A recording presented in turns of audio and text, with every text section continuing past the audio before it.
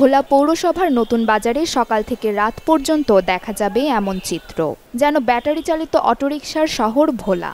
শহর থেকে গ্রাম সবখানেই রাজত্ব এসব অবৈধ অটোরিকশার। গুরুত্বপূর্ণ সড়ক দখল করে যত্রতত্র রাখা হয় এসব রিকশা। এতে সড়কে ভোগান্তিতে পড়তে হয় সাধারণ মানুষের। প্রয়োজনের চেয়ে অটোরিকশা বেশি হওয়ায় প্রতিনিয়ত ঘটছে ছোট বড় দুর্ঘটনা। তাই দ্রুত অনুমোদনহীন এসব অটোরিকশা বন্ধে প্রশাসনের ব্যবস্থা চান পৌরবাসী। শহরে অটো বের হওয়ার যাওয়ার প্রথমত যানজট তৈরি হচ্ছে, আর এই যানজটের কারণে আমাদের যে সময়টা নষ্ট হচ্ছে, অফিস আদালত স্কুল কলেজে স্টুডেন্ট সবার সময়টা এখানেই নষ্ট হচ্ছে।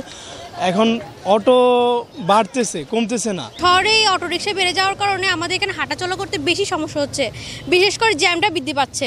আর আমরা যেখানে যেতে 5 মিনিট সময় লাগতো সেখানে 5 মিনিটের জায়গায় 10 মিনিট সময় লাগতেছে। ভোলায় সাধারণ মানুষ চলাচলের জন্য যে পরিমাণ ছোট যান দরকার তার দ্বিগুণ 3 গুণ যান চলাচল করে, এবং সেখানে তাদেরকে যারা যে সকল ট্রাফিক বিভাগ মনিটরিং করার কথা তারা যথার্থভাবে মনিটরিং করছেন না। এদিকে অতিরিক্ত অটোরিকশার কারণে ভোলা শহরের বাংলা স্কুল মোড়, নতুন বাজার, যুগীর ঘোল, সদর রোড, কালীনাথ রায়ের বাজার থেকে শুরু করে শহরের বিভিন্ন মোড়ে গড়ে উঠেছে অবৈধ স্ট্যান্ড। শহরে মাত্র 1200 অটোরিকশার অনুমোদন থাকলেও চলছে এর 3 গুণ। প্রতিদিনই যানজটের বিড়ম্বনায় পড়তে হয় পৌরবাসীকে। এসব রিক্সা গাড়ির বেড়ে যাওয়ার কারণে আমাদের নানান ধরনের সমস্যায় পড়তে হইতেছে। যেমন আমাদের অ্যাক্সিডেন্টের সম্ভাবনা বেশি থাকে, তারপর আমরা রাস্তাঘাট পার হইতে পারতেছি না। আমাদের এই যে ছোট ছোট বাচ্চারা স্কুল কলেজে আমরা যাইতেছি, এতে আমাদের বিভিন্ন ধরনের ভোগান্তির শিকার হইতেছে। ভোলা শহরে অনেক পরিমাণ অটো বেড়ে গেছে, তো আমরা চাই হচ্ছে যে এই জিনিসটা কন্ট্রোলে আনতে। আর এর জন্য অনেক পরিমাণ দুর্ঘটনা ঘটতেছে। আর সবচেয়ে বড় ব্যাপার যেটা হয়ে দাঁড়াইছে যে হচ্ছে তাদের নিয়ন্ত্রণ নাই, যে তাদেরকে কেউ যে তারা হচ্ছে খোলা আকাশে যেমন হচ্ছে উঠতেছে এমন অবস্থা হয়ে গেছে। তাদেরকে আমরা চাই হচ্ছে যে ভোলা পৌরসভা, জেলা প্রশাসক, সরকারি যারা আছে তারা যাতে একটা নিয়ন্ত্রণের ব্যবস্থা করুক। যদি এগুলোর জন্য নির্দিষ্ট একটা পার্কিংয়ের ব্যবস্থা থাকতো, নির্দিষ্ট একটা স্ট্যান্ড থাকতো, তাহলে এই সমস্ত অটোগুলো নির্দিষ্ট স্ট্যান্ড থাকার কারণে কাস্টমারগুলো আমাদের কাছে সহজে আসতে পারতো। এখন অপরিকল্পিত হওয়ার কারণে কাস্টমাররা আর আমাদের পর্যন্ত আসতে পারে না। এর জন্য আমরা অনেকটা লসের ভিতরে আছি। গাড়ি রাখবো ওই জায়গায় নাই, এই কারণে আমাদের খুব কষ্ট হয়। গাড়ি রাখতে পারি না, দোকানপাট, মানুষের ঝঞ্ঝট, কোথায় আমরা গাড়ি রাখবো?